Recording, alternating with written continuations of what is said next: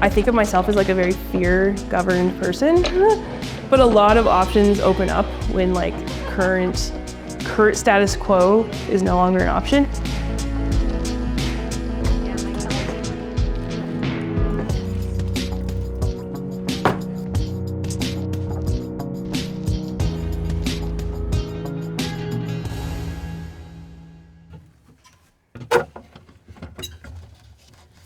I just remember calling my boss and saying, I can't come in and I don't know what's going on.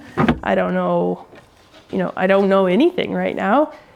The language that I was given for it was, extreme or significant depression and anxiety. Severe, I think is the word actually. Severe depression, severe anxiety at those high ranking levels. And that was like really shocking to me because I hadn't, realized that about myself and I didn't know what that looked like. I had this like idea of what it looked like from my Instagram feed and from things that I read and friends going through it. But yeah, panic attacks are totally different when you're having them yourself. High in protein is what cats need. It became pretty clear to me by the end of I took a leave from work that time that I could not go back. I had learned things about myself. I had kind of reflected on what the right path forward was, and it was clear there's no such thing as a right path forward.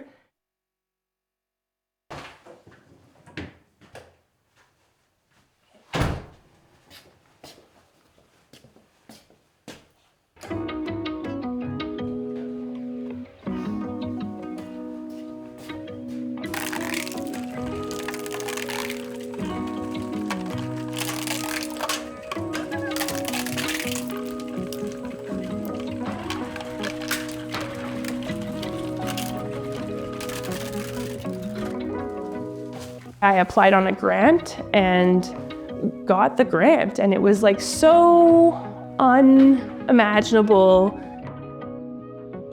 I managed big projects in government, like big budgets and things like that, and did not have confidence and wasn't able to show up like myself.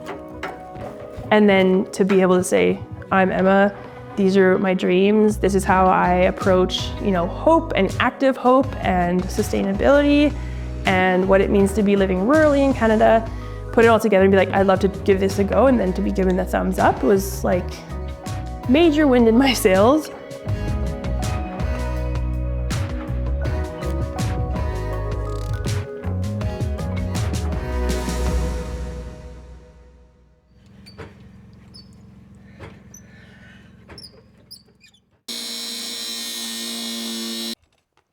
If you're able to make something that you like doing into a means of living, it's almost always possible. In a town like ours, it's maybe even more possible because we have enough support structure, but also it's a little bit like there's a lot of unfilled niches in our town. And so you're able to like sort of do whatever you want, and you don't really have, a lot of competition, let's say, and like people become involved because you're out there putting in the work. So it just goes in like that, eh?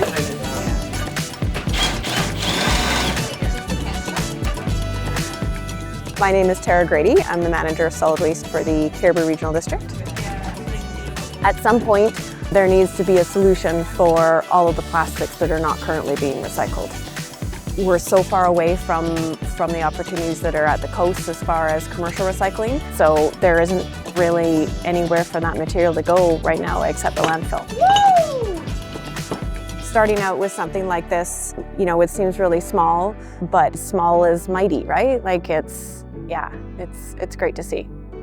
I wake up and I pinch myself sometimes on the whiteboard over there. It's like, what a dream is written at the top, because it's a total dream, and I was too scared to do it before when I thought, this is the way and I need to follow, I'm a professional and I need to meet these career goals. But at a certain point, when all that gets wiped off the table, it's like so many more options are there.